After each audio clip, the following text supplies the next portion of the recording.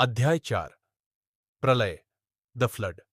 कल्पना कीजिए, आज से 45,000 साल पहले एक दिन एक छोटा सा शिकारी समूह समुद्र के किनारे खड़ा था।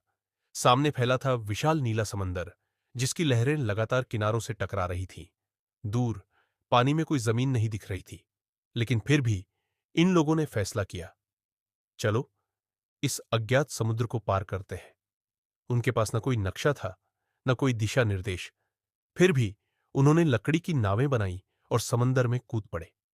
कुछ दिनों बाद वे एक नए द्वीप पर उतरे। यह जगह थी ऑस्ट्रेलिया, और यहीं से शुरू हुई इंसानों की सबसे खतरनाक यात्रा। ऑस्ट्रेलिया, एक नया विश्व, नई चुनौतियां। ऑस्ट्रेलिया एक अजीब जगह थी।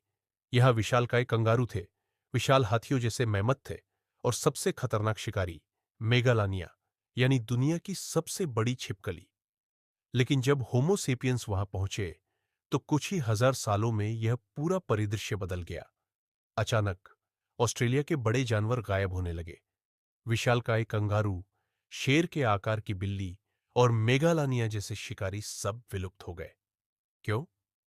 क्योंकि इंसानों ने पहली बार एक ऐसा काम किया जिससे धरती की जैव विविधता हमेशा के लिए बदल गई। शिकार। हम सिर्फ शिकार कर रहे थे, लेकिन हमने पूरी प्रजातियों को खत्म कर दिया। होमो सेपियंस का दिमाग तेज था। उन्होंने आग जलाना सीखा।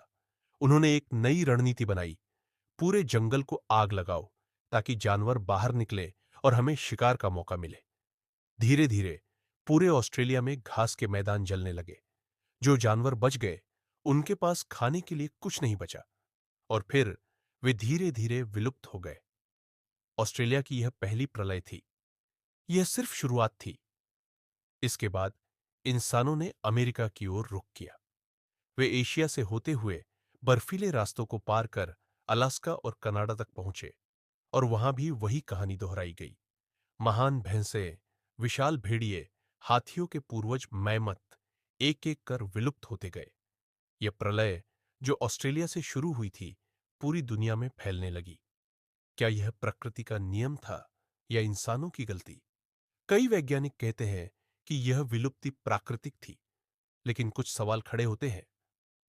एक, यह संयोग कैसे हुआ कि जब भी इंसान किसी नए महाद्वीप में पहुंचे, वहां के बड़े जानवर गायब हो गए? दो, अफ्रीका और एशिया में बड़े जानवर बचे रहे, मगर अमेरिका और ऑस्ट्रेलिया में क्यों नहीं? तीसरा, क्या इंसानों ने सिर्फ अपने फायदे के लिए प्रकृति को तबाह कर दिया? प्रकृति और इंसान की पहली जंग। यह पहला मौका था जब इंसानों ने धरती की पारिस्थितिकी को बदल दिया। जहां भी होमो सेपियंस पहुंचे, वहां बड़ी प्रजातियां बच नहीं पाई। शायद यही वो शुरुआत थी जहां से प्रकृति और इंसान के बीच संघर्ष शुरू हुआ। एक संघर्ष जो आज भी जारी है।